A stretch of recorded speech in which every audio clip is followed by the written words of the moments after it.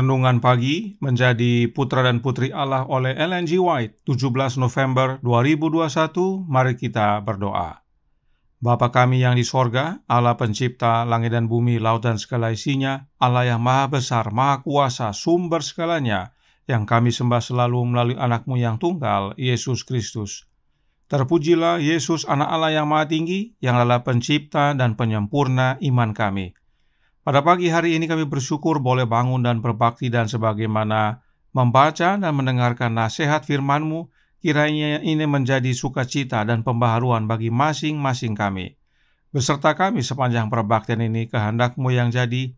Ampun kami akan dosa dan salah, karena kami berdoa hanya melalui anak-Mu yang tunggal, Yesus Kristus, yang adalah Tuhan dan Juru Selamat kami. Amin. Renungan hari ini akan dibacakan oleh Saudara Vladimir Kaumpungan. Silakan Saudara Vladi. Selamat pagi, renungan kita pada pagi hari ini, kenakan seluruh perlengkapan senjata Allah. Sebab itu, ambillah seluruh perlengkapan senjata Allah, supaya kamu dapat mengadakan perlawanan pada hari yang jahat itu, dan tetap berdiri, sesudah kamu menyelesaikan segala sesuatu. Efesus 6 ayat 13. Marilah kita dalam segala keadaan menjaga kepercayaan kita kepada Kristus. Dia harus menjadi segalanya bagi kita, yang pertama, yang terakhir, yang terbaik dalam segala hal. Maka marilah kita mendidikkan lidah kita untuk mengucapkan pujian kepadanya. Tidak hanya ketika kita merasakan kesenangan dan sukacita, tetapi setiap saat. Marilah kita membuat hati penuh dengan janji-janji Allah yang berharga, agar kita dapat mengucapkan kata-kata yang akan menjadi penghiburan dan kekuatan bagi orang lain. Dengan demikian, kita dapat belajar bahasa malaikat surgawi, yang jika kita setia, akan menjadi sahabat kita selama zaman kekekalan. Setiap hari kita harus membuat kemajuan dalam mendapatkan kesempurnaan karakter, dan ini pasti akan kita lakukan jika kita berusaha menerima panggilan tertinggi kita dalam Kristus Yesus. Janganlah kita bicara tentang kekuatan setan, tetapi tentang kekuatan besar Allah. Dalam setiap jiwa, dua kekuatan berjuang dengan sungguh-sungguh untuk meraih kemenangan. Ketidakkepercayaan mengerahkan pasukannya, dipimpin oleh setan untuk memisahkan kita dari sumber kekuatan kita. Iman mengerahkan kekuatannya, dipimpin oleh Kristus, sumber dan penyempurnaan iman kita. Jam demi jam, di hadapan alam semesta surgawi, pertentangan berlanjut. Ini adalah pertarungan langsung, dan pertanyaan besar adalah, siapakah yang akan mendapatkan penguasaan?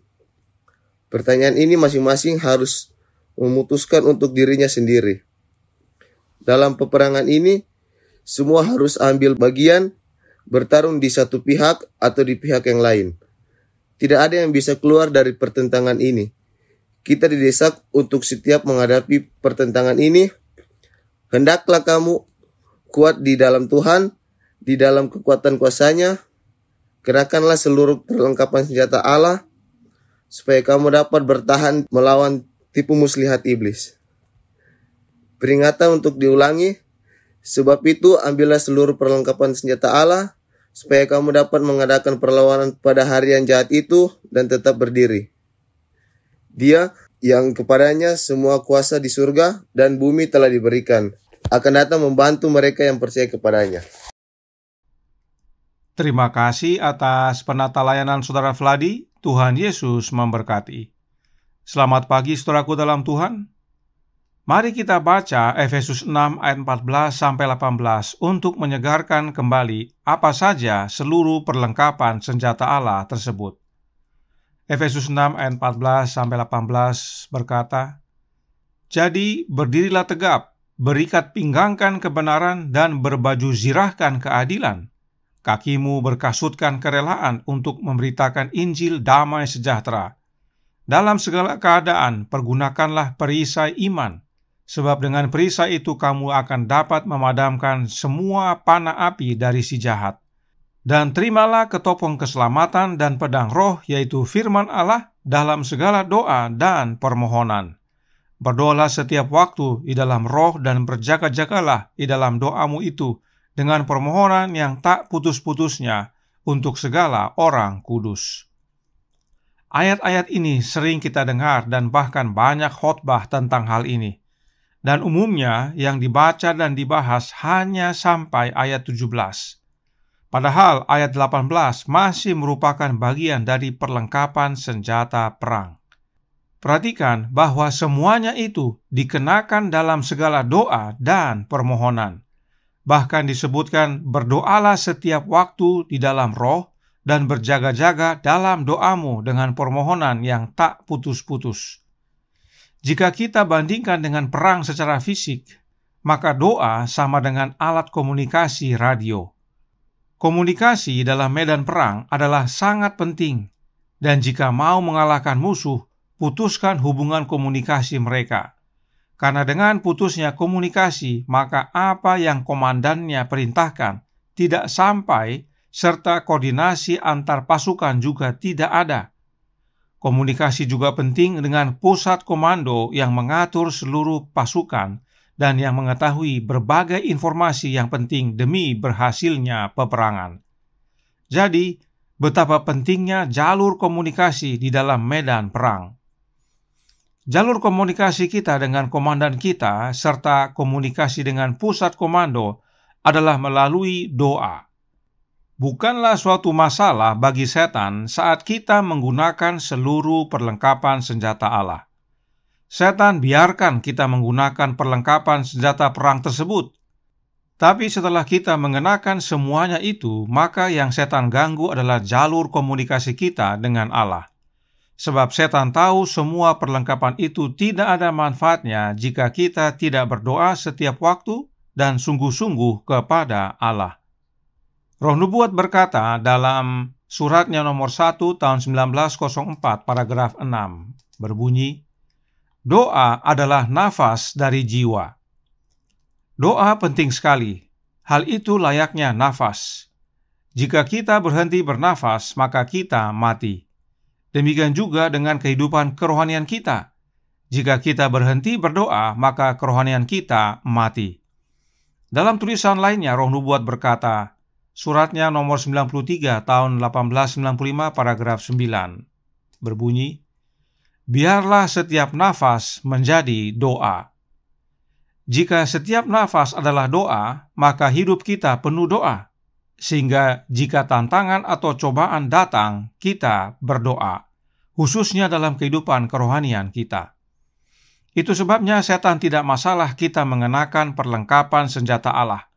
Setan tidak ganggu saat kita mengenakannya, tetapi dia ganggu doa kita, nafas kita. Dan jika nafas kita diganggu, kita pasti megap-megap dan akhirnya bisa meninggal. Karenanya kita bisa kalah saat berperang meski dengan alat perang yang lengkap, tapi tanpa alat komunikasi yang adalah nafas kita. Karenanya penting untuk mengenakan seluruh perlengkapan senjata Allah.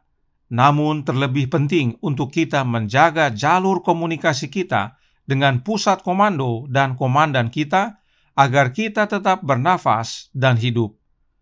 Mengapa dalam mengenakan seluruh perlengkapan senjata Allah ini kita harus berdoa serta berjaga-jaga di dalam doa kita? Karena Alkitab menjelaskan yang berikut ini. Yesaya 11 ayat 1 dan 5 berkata, suatu tunas akan keluar dari tunggul Isai, dan taruk yang akan tumbuh dari pangkalnya akan berbuah. Ia tidak akan menyimpang dari kebenaran dan kesetiaan, seperti ikat pinggang tetap terikat pada pinggang. Yesaya 11 ini adalah nubuatan tentang Yesus Kristus yang adalah anak Allah. Yesus dilambangkan dengan tunas yang keluar dari tunggul Isai. Dan sebagaimana ayat 5, Yesus dikatakan tidak menyimpang dari kebenaran, sebab kebenaran itu seperti ikat pinggang yang tetap terikat pada pinggangnya. Kemudian, Yesaya 59 ayat 17 menyatakan, ia mengenakan keadilan sebagai baju zirah dan ketopong keselamatan ada di kepalanya. Ia mengenakan pakaian pembalasan dan menyelubungkan kecemburuan sebagai jubah. Kembali ini nubuatan tentang anak Allah, di mana Dia mengenakan baju zirah keadilan serta ketopong keselamatan. Selanjutnya, Yesaya 52 ayat 7 berbunyi, "Betapa indahnya kelihatan dari puncak bukit-bukit kedatangan pembawa berita yang mengabarkan berita damai dan memberitakan kabar baik, yang mengabarkan berita selamat dan berkata kepada Sion, Allahmu itu Raja." Yesus adalah pembawa berita yang mengabarkan damai sejahtera dan kabar baik. Yesus mengabarkan kabar selamat kepada umat-umatnya. Jadi, saudaraku dalam Tuhan, saat kita berbicara tentang seluruh perlengkapan senjata Allah, maka yang dimaksudkan adalah Yesus Kristus, yang adalah Anak Allah. Jadi, saudaraku dalam Tuhan, saat kita berbicara tentang seluruh perlengkapan senjata Allah, maka yang dimaksudkan adalah Yesus Kristus, Anak Allah. Itu sebabnya Paulus menuliskan dalam Roma 13 ayat 14 yang berbunyi, "Tetapi kenakanlah Tuhan Yesus Kristus sebagai perlengkapan senjata perang, dan janganlah merawat tubuhmu untuk memuaskan keinginannya." Inilah sebabnya mengapa saat kita mengenakan seluruh perlengkapan senjata Allah dengan penuh doa, sebab yang kita kenakan adalah Yesus Kristus. Apakah maksudnya mengenakan Tuhan Yesus Kristus? Galatia 3 ayat 27 menjelaskan, "Karena kamu semua yang dibaptis dalam Kristus telah mengenakan Kristus." Jadi, mengenakan Kristus itu adalah melalui baptisan. Apakah artinya dibaptis dalam Kristus? Efesus 4 ayat 21-24 menjelaskan, "Karena kamu telah mendengar tentang Dia dan menerima pengajaran di dalam Dia menurut kebenaran yang nyata dalam Yesus, yaitu bahwa kamu berhubung dengan kehidupan kamu yang dahulu harus menanggalkan manusia lama yang menemui kebinasaannya oleh nafsunya yang menyesatkan, supaya kamu dibaharui di dalam roh dan pikiranmu dan mengenakan manusia baru yang telah diciptakan menurut kehendak Allah di dalam kebenaran dan kekudusan yang sesungguhnya." Inilah makna mengenakan Kristus dalam baptisan Kristus. Sebab saat kita dibaptis, yang lama telah berlalu, sesungguhnya yang baru telah datang. Manusia lama kita mati, dan kita bangkit keluar dari air menjadi manusia baru di dalam Yesus. Kita mengenakan manusia baru, yaitu mengenakan Yesus Kristus. Sebab hanya di dalam Yesus saja kita menjadi baru.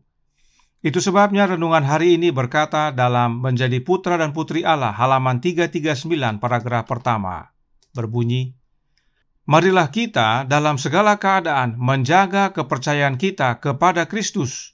Dia harus menjadi segalanya bagi kita, yang pertama, yang terakhir, yang terbaik dalam segala hal."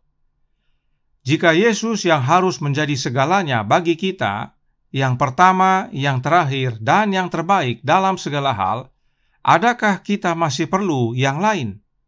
Sama sekali tidak perlu. Kita cukup memiliki Yesus. Itu sebabnya agar kita dapat menang melawan setan, yang kita perlukan hanyalah Yesus. Sebab Yesus telah kalahkan setan. Karenanya Roh Nubuat mengamarkan dalam Kemenangan Akhir halaman 532 paragraf pertama, "Setan mengumpulkan segenap kekuatannya dan mengerahkan seluruh tenaganya ke medan pertempuran. Mengapa ia tidak menemui perlawanan yang besar? Mengapa bala tentara Kristus begitu mengantuk dan acuh tak acuh? Oleh karena mereka mempunyai sedikit hubungan yang sesungguhnya dengan Kristus, oleh karena mereka kekurangan rohnya." Inilah makna mengenakan Kristus sebagai senjata perang kita, yaitu dengan memiliki rohnya, roh Kristus. Mereka yang kurang akan roh Kristus lemah, tidak bisa melawan setan, karena memang di luar Kristus kita tidak dapat berbuat apa-apa. Karenanya, saudaraku dalam Tuhan, sungguh amat penting roh Kristus ini. Itu sebabnya saat Paulus berkata, "Berdoalah setiap waktu di dalam roh dan berjaga-jagalah," maka roh yang dimaksudkan adalah roh Kristus. Sebab hanya dengan memiliki roh Kristus kita dapat bersatu dengan Yesus, mengenakan Yesus, dan menang melawan setan. Karenanya, apakah seluruh perlengkapan senjata Allah itu? Yesus Kristus. Bagaimana cara memakainya? Dengan menerima kehadiran Roh-Nya yang kudus, Roh Kristus. Tuhan memberkati, saya bawa dalam nama Yesus. Amin. Mari kita berdoa. Bapa kami yang di sorga, Allah pencipta langit dan bumi, laut dan segala isinya, Allah yang maha besar, maha kuasa, sumber segalanya, yang kami sembah selalu melalui anak-Mu yang tunggal, Yesus Kristus. Terima kasih atas nasihat indah pagi hari ini, bahwa seluruh perlengkapan senjata Allah itu adalah Yesus Kristus. Kami perlu mengenakan Yesus agar menang melawan setan. Tetapi, kalaupun kami mengenakannya, penting sekali bagi kami untuk menjaga komunikasi kami dengan sorga, untuk berdoa selalu kepada Bapa dan Anak-Nya, karena itulah sumber kekuatan, sumber perlindungan yang memampukan kami untuk menang melawan setan. Karenanya tolong kami ya Bapa, curahkan roh anak-Mu dalam hati ini, agar melalui kehadiran Roh-Nya kami selalu terhubung dengan Bapa dan Anak. Beserta kami sepanjang hari ini kehendak-Mu yang jadi, ampun kami akan dosa dan salah, karena kami berdoa hanya melalui anak-Mu yang tunggal, Yesus Kristus yang adalah Tuhan dan Juru Selamat kami. Amin.